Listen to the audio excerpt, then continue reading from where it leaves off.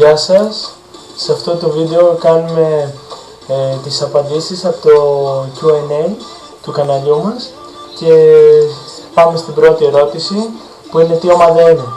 Από Ελλάδα, καταρχήν βλέπω μόνο μπάσκετ, ποδόσφαιρο δεν καθόλου. Από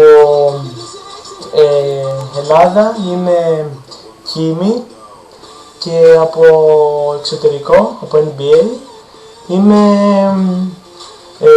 Milwaukee Bucks, λίγο, και επειδή μου αρέσει κυρίως το κούμπο, και Cleveland Cavaliers.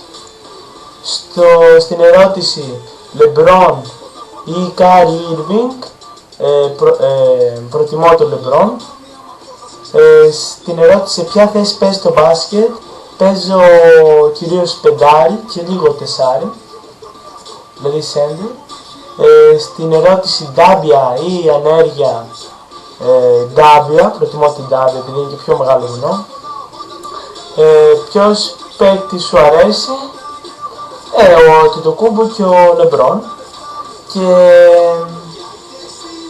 στην ερώτηση Μιτσάρα, πες μου με άριστα το 100 πόσο παίρνω στο να τρολάρω χλαδιώτες.